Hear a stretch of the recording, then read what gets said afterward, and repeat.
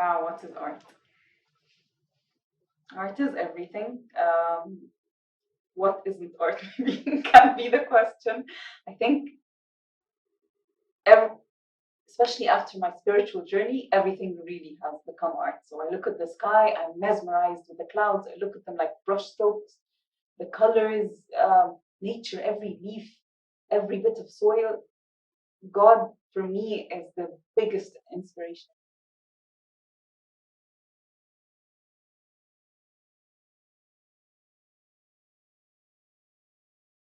So I was born in England, went to school in England for a few years, and lived in Qatar for a few years, and went back to England and came to Egypt at the age of 18. Moving around, just exposed to a lot of different cultures, traditions, philosophies.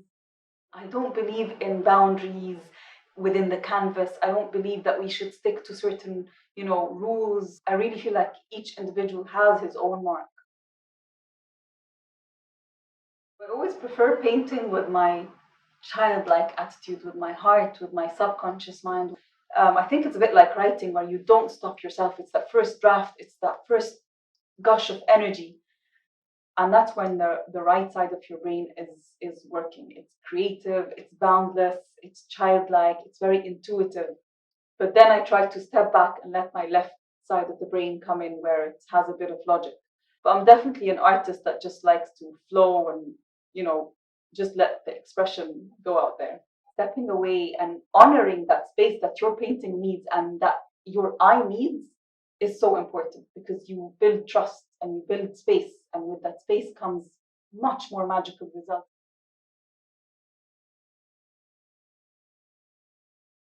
So I'm not particularly the subject. You wouldn't really look at paint and say, oh my god, that looks like Dina. There's usually a female figure. That female figure could represent me or could represent many other figures. And that's why the details aren't really shown in the facial expression and the features, the expressionism, with the impressionism. It's all very open to the viewer, and it becomes an interchangeable piece.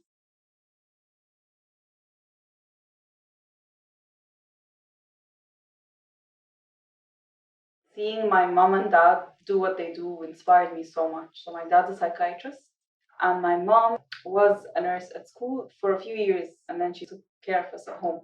I can't explain how much she has inspired me through embedding me with certain seeds that flourished when I grew up. So as a child, maybe I didn't really see that. But I'm really like clay from both my mom and dad, and my sisters and my brother, of course. My colors are definitely inspired from nature. So when you look at my painting, you may get a sense of earth. So earth in terms of its greenery, hills, lakes, basically earth in terms of the browns, the shades of autumn colors, the grays, and I love mixing them together. So it's basically warm and cold together. When I think of a concept, usually the concept finds me. I don't really think of a certain topic. It's usually a reflection of something I'm going through as a person. Step out of the crowd is this crowd that's all crowded together, and you've got this one daring person stepping outside. I love this piece because I think it speaks a lot about some struggles I went through as a person. I think a lot of us do, where we feel like we need to fit in the crowd. We need to be like other people. We need to think in certain ways. And to be able to express your own voice, your own character, and really have the guts to step out is not easy. But once you step out, it just feels so liberating. And you realize that everyone is different. So if everyone steps onto the crowd, that is the norm.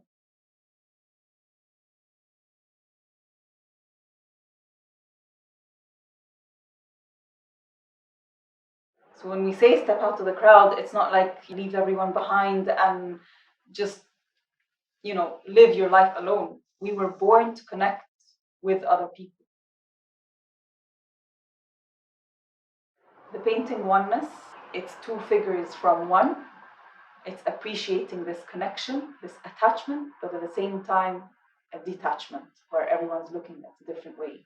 So you can be one, you can be born from the same seed, but at the same time, you have different branches, different way of thinking.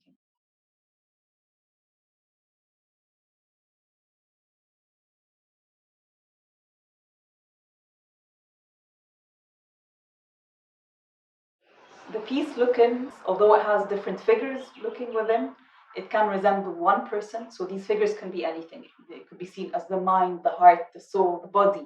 So different parts of us all looking within builds upon this idea in terms of really looking within. So it's not looking out and searching for answers out there. It's finding everything within. You're searching for happiness, or you're searching for creativity, or searching for inspiration, and people ask you to look within. And it's only when I started meditating, it's when I understood this concept. The other piece that's called Mama's Home. Mama's Home was the first piece that I painted after my mom passed away.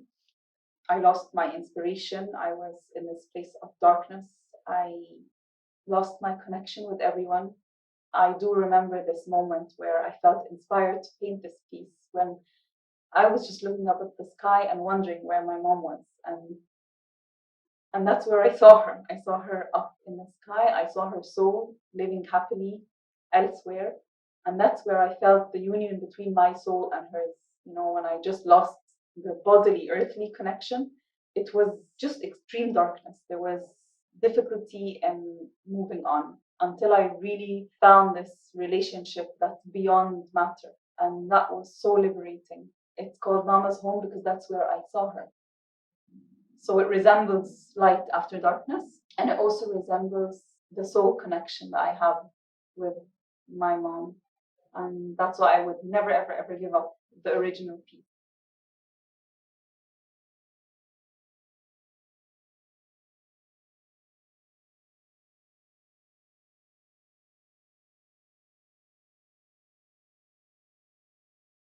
I'm a bright, radiant soul, which in the Pharaonic language is Enoch Ba'ahu.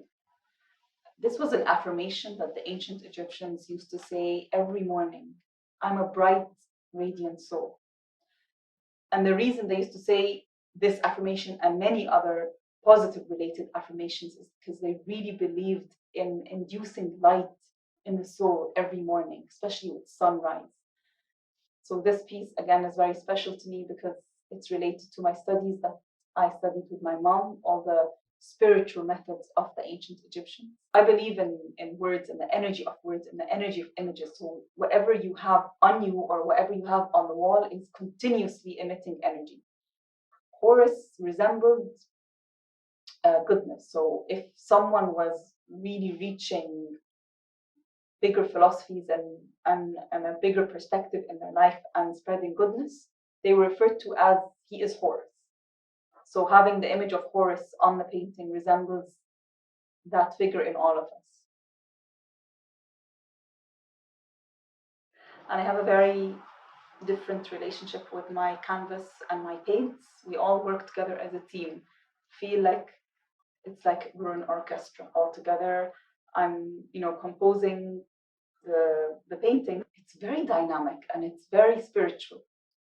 So for me to go into my studio is stepping into, it's like another dimension. For me to put on my classical music and put on my candle and bukhur is a ritual. For me, it's a spiritual experience. So I really believe that we receive from God.